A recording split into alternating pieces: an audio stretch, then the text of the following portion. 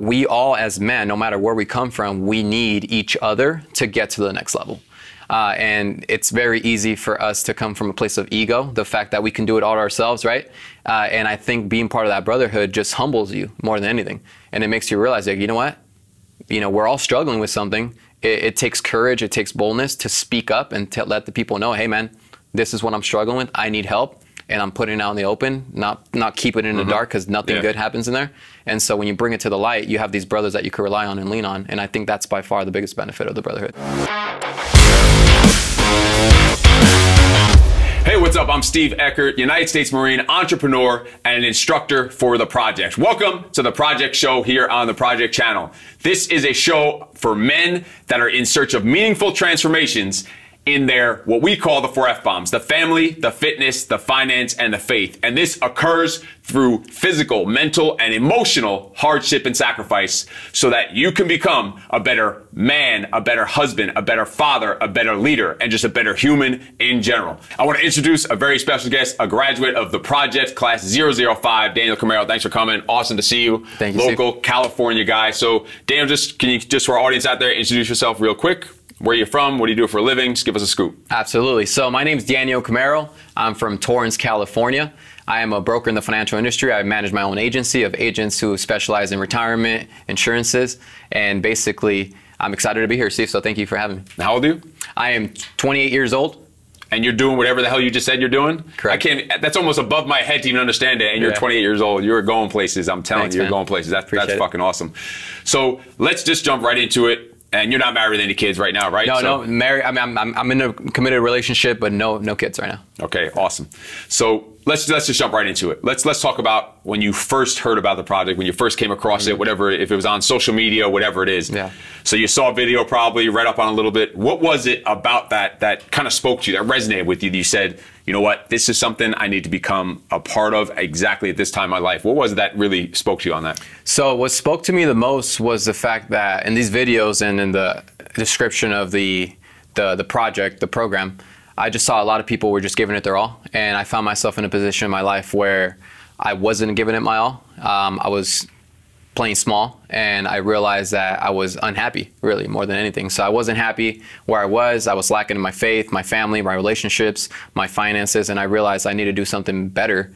And when I saw the project, it really inspired me to be part of that environment, to really push myself to the limits and become the best version of myself. That's awesome. And just to go a little deeper into that, what were some of the areas that you were like specifically struggling with when it came to the things you were talking about, or what were some of the areas you just needed to unfuck yourself on, really? Yeah, so the main things were my own personal development and leadership development. So those are the main two things that that inspired me to do the project. Personal development was the fact that, like I said, my commitment and my faith, I wasn't in alignment with the person that I wanted to be in the future. I wasn't in alignment with the person that I've written down before, describing that person, and just realizing the fact that I wasn't on track for that made me just want to do this and put myself in an environment where I can grow. Leadership development, I manage a team and agency, and I saw that I wasn't really being the best example, you know, and I wasn't leading the team. I saw it, you know, become stagnant to the point where it wasn't growing like it was before. I was like, I need to change something. So those two things, and the main thing that I needed to do to unfuck myself was the fact that I just wanted to put myself in a position where I wanted to go through some intense growth, and I knew that required pain.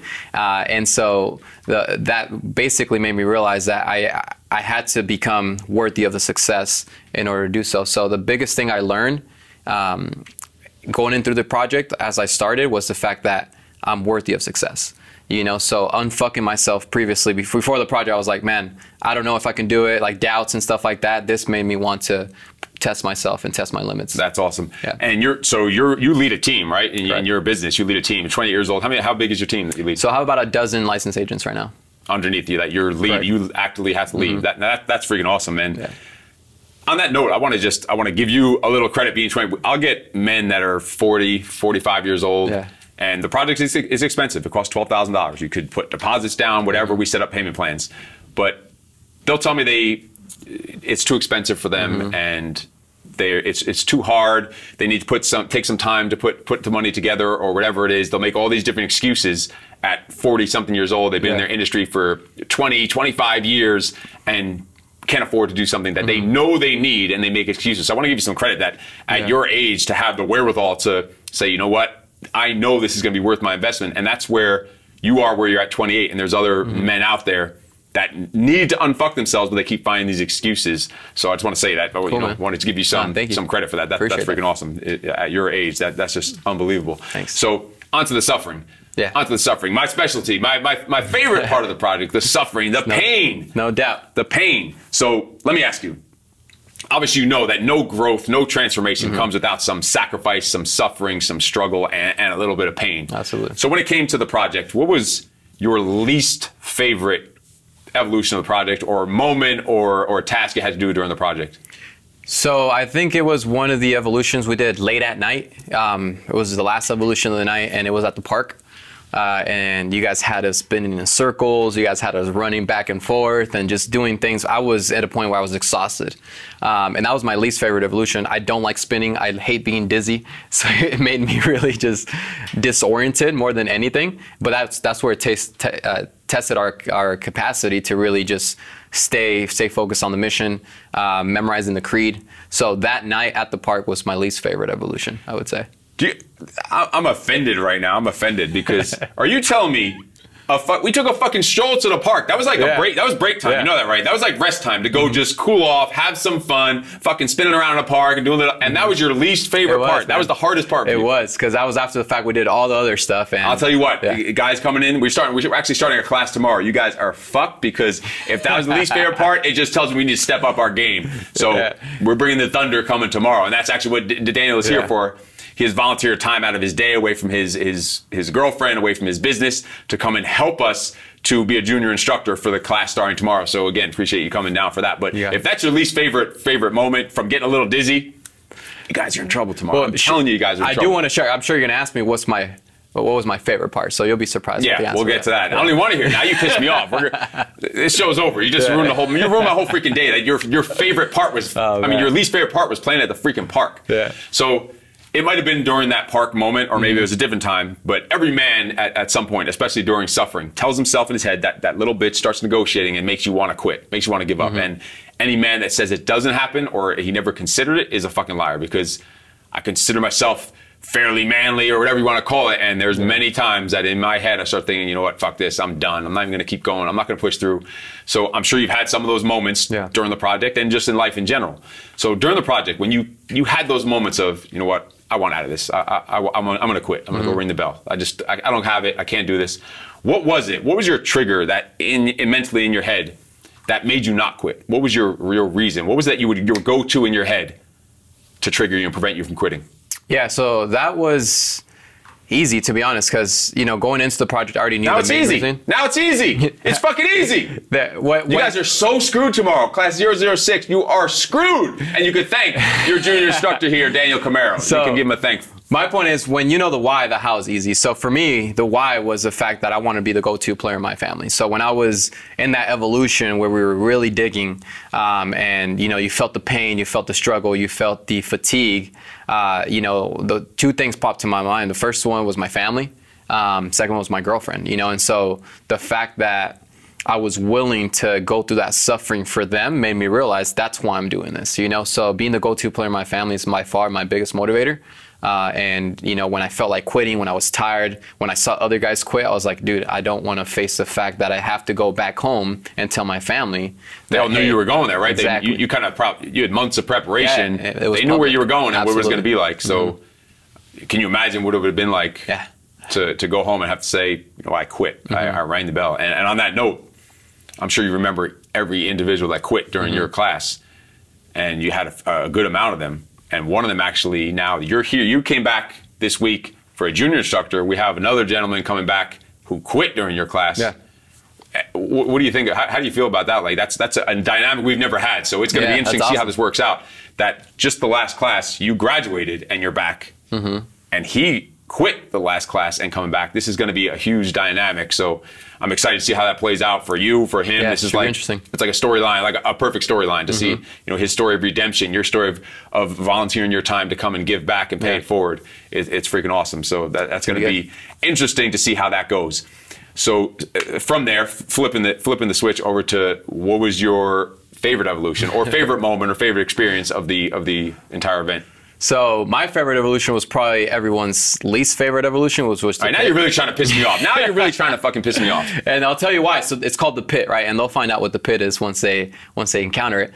But the pit was my favorant evolution because all right, I'm taking this off. This show is over. I'm taking this fucking microphone off. That's like the most miserable part of this. I want to quit when they're going through the pit. And I'm a ruthless motherfucker, and I want to quit. But it's your most favorite part. All right, sorry for interrupting you. You're just pissing me off. That's all good, man. But here's the main reason why. It was because of the lessons I learned in the pit, you know? So obviously, actually doing the evolution wasn't the most pleasant thing. It sucked. It was the suckiest part probably of the whole thing. But the reason I say it's my favorite one was because of the lesson, because of the person who I am today with the lesson I learned from that evolution. So if you guys are wondering what I learned, the main thing I learned was the fact that it was a leadership thing. So when I started it in the project, the main thing I wanted, other than the personal stuff, was the fact to become a better leader for my team. And I learned that lesson in the pit, and therefore it became one of my favorite evolutions. Got it. So you had a huge take-home point. And I remember that moment because there are times to lead from the front, right? Mm-hmm. And there's also times to lead from the back. Absolutely. Because then you can see what's going on, you can direct and help those out that might be struggling. Correct. I remember that moment. So yeah, that's a great point. And that was a huge take home, I'm sure, that you have taken into your business. So absolutely. On that note, what were some of the moments that, like suffering that you went through that at the time you thought was so miserable, and that kind of answered the question already, but any other moments where it seemed like it sucked, but then afterwards you look back and you're like, you know what, that was fucking fun, or that was funny, like a moment that sticks out. That in the Marine Corps we had it all the time. We hated things we were doing, but afterwards we'd sit around and laugh about it. Like I'm sure you remember at the graduation dinner ceremony, the whole time all we're doing is talking about all the crazy shit that you guys went through. But really, when you look back on it, how fun it really was, and how it's a privilege to be doing that stuff. So anything that stands out, like when it comes to that? So when it comes to funny moments, I think of my buddy, my battle buddy, Cates. So we all know Cates, and you know, this guy was a guy that we all thought was going to quit. We were just hoping he would quit so he wouldn't slow us down, but the guy had perseverance, a made up mind that he was going to graduate, and he did, and I'm so proud of him for doing so.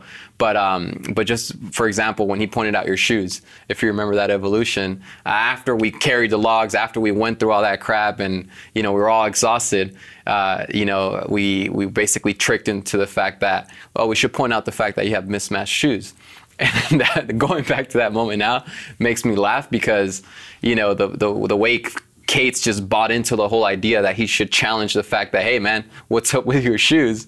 That really made me laugh, and what led to what happened after, the consequences of that, you know, sucked. But going back in hindsight, it was hilarious. It was worth it. It was funny. It's something that you could sit and talk about. And yeah, I know exactly what you're talking about. That was awesome. So let me ask you now. You go through the graduation. You go home, right? Day one.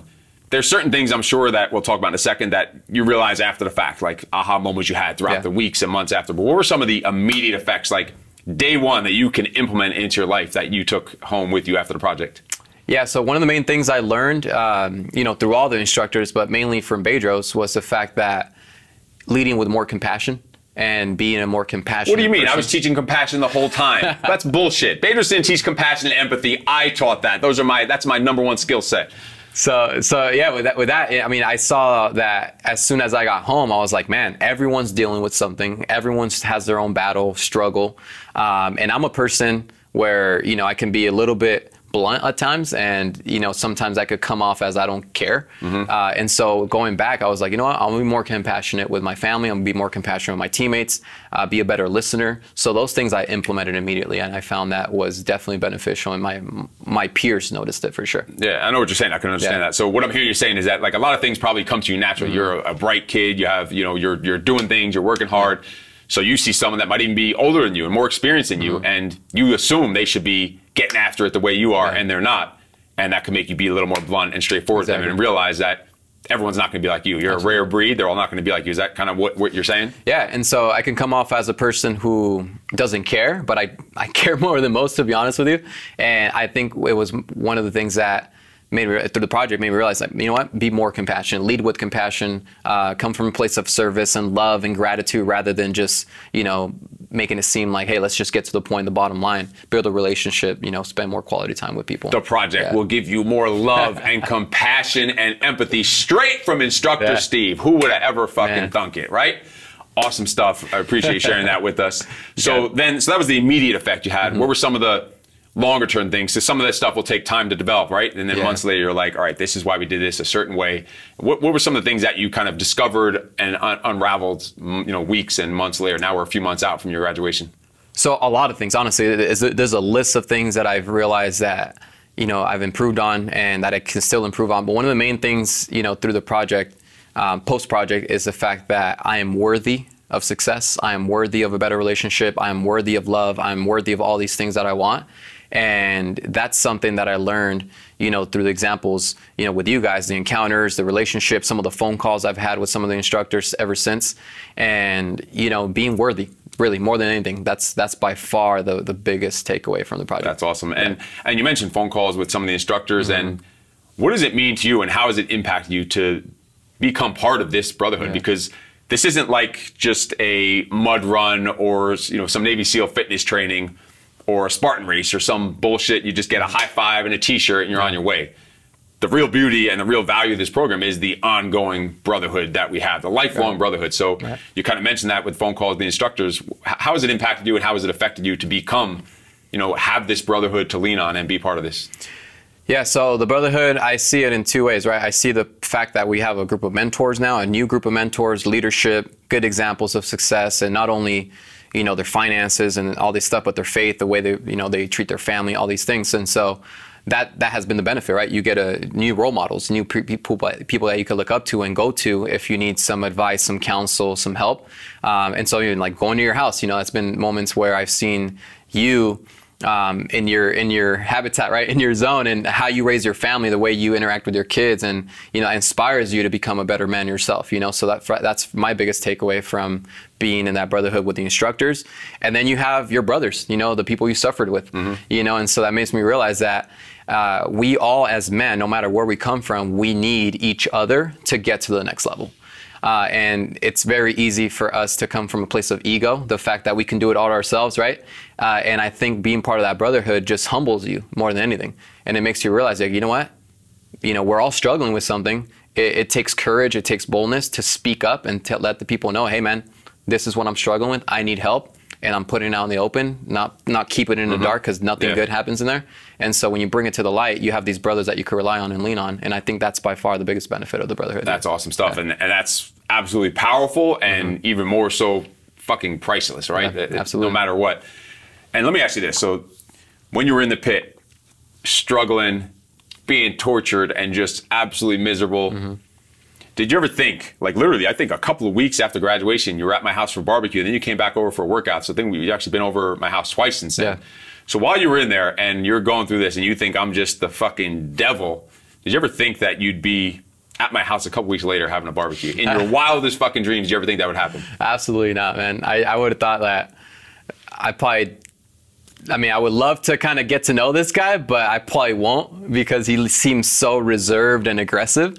But after the fact that after the project, we're all, you know, regular people in a sense of, you know, we don't all ever call me regular again. We'll be fighting. Don't ever call me regular. That's as big of an insult as you can get. We all have life. You know, we all have a life that we have to deal with. And I just never saw myself, you know, really building a relationship with you, man. And it's awesome. And that goes to show that the power of the brotherhood, that literally he's in a place of suffering and feeling like he's being tortured by someone who might even get to the point think, I hate this individual.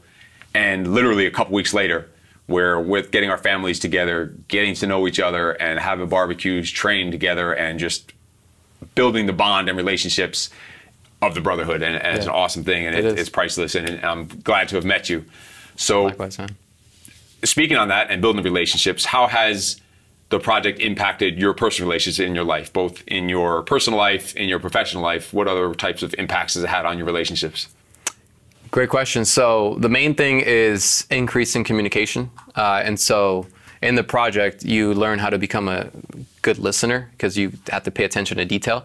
And so in my relationships with not only my family, my girlfriend, but in business, I've been a better listener, you know, and I found myself in a position where I've been paying attention to certain things that before wasn't really paying attention to. And that also has to do with compassion.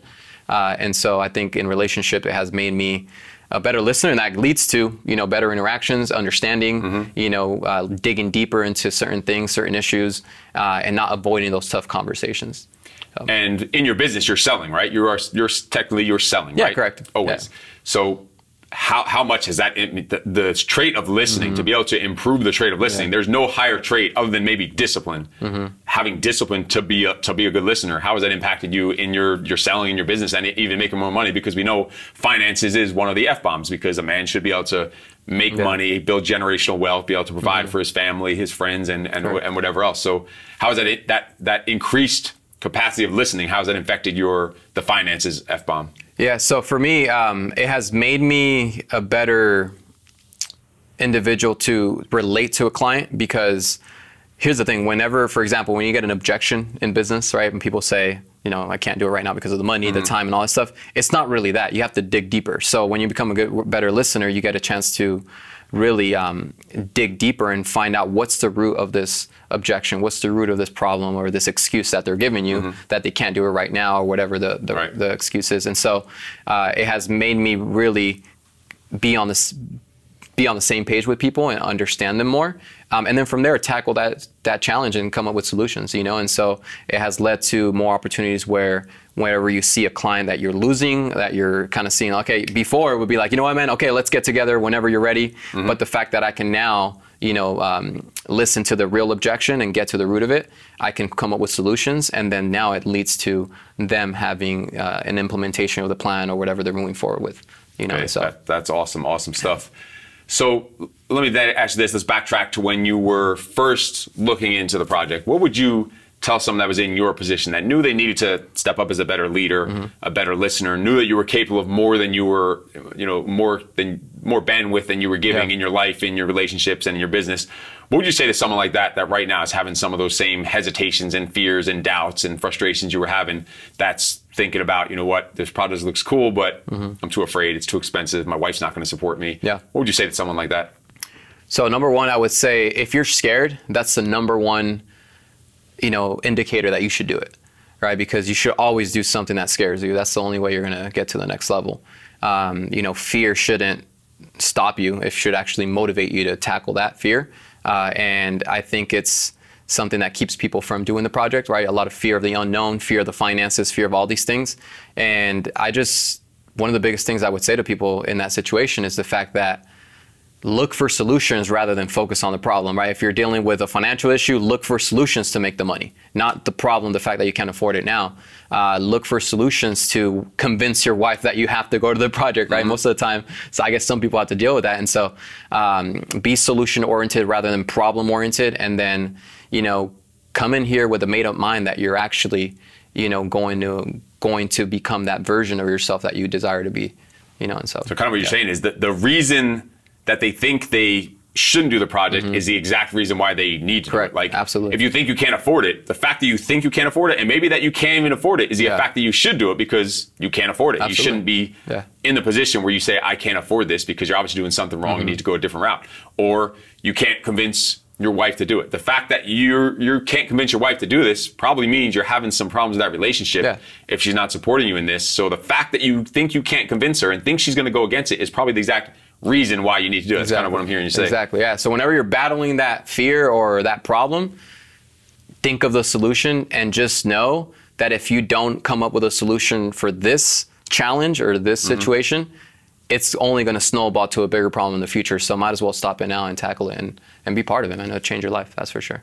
Also, what I'm hearing you say is, AKA, just don't be a little bitch. That's what Daniel Camero is really telling you. So, absolutely, good stuff. So now you're here today. We're starting tomorrow. We're getting fired up. We're getting all set up today for coming back. Your volunteers, your time to be a junior instructor. What are a couple, 2 or 3 pieces of advice you would have for these now both?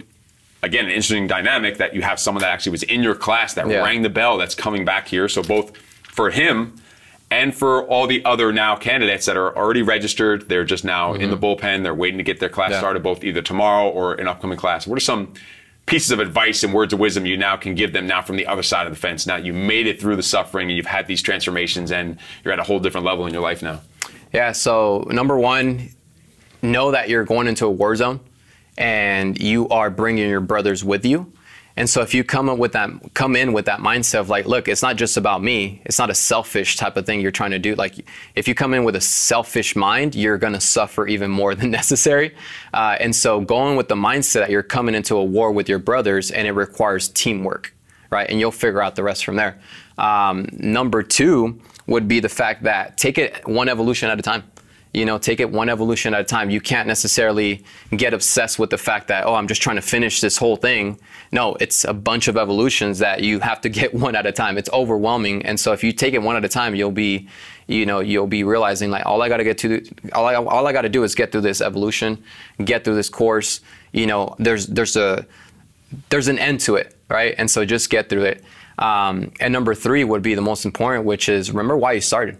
Why are you here? Why are you doing this? You know, and so usually I find that some people can struggle with that. And so my piece of advice would be the fact that if it doesn't make you emotional, you're going to have a really hard time at the project. So find a why that makes you cry, really. And as men, we don't like to face that fact that we want to be in a position of crying, but you have to find that why that steers you up, steers up your emotions. And it usually has to do with other people. It doesn't have to do with material things. It usually has to do with other people, or even could be yourself. Like for me, being the go-to player in my family, but at the same time, it's not about me being the go-to player in my family. It's about my family and the people I love, and even my future family as well, right? So that was one of the biggest things that motivated me to stay in the project. That's awesome stuff. And just those 3 points of advice right there, both for project candidates or just for any man in general, that stuff right there, if you just follow those 3 things that he just told you, like that's fucking gold right there. But for the record, the last time that I cried was when the doctor slapped my butt the day I was born, and I slapped him back, and they've told me I don't have any tear ducts since then. So just make that clear before you saying all men do this and that. I don't know about all that. But I appreciate you coming on the show today. Yeah, awesome Absolutely. Stuff. Now, listen, men, if you are looking to level up as a husband, as a father, as a leader, as a man, just as a human, as an entrepreneur, this is what the project is all about. This is about going through some suffering, making some sacrifices, going through pain, but realizing there's a reason for it, there's a purpose for it, and there is an end in sight. And this is exactly what could take you from the bitch to the beast. I will talk to you soon. You are freaking awesome. No excuses. Thanks again, Daniel, for coming on. Thank you, Steve. Pleasure. See you.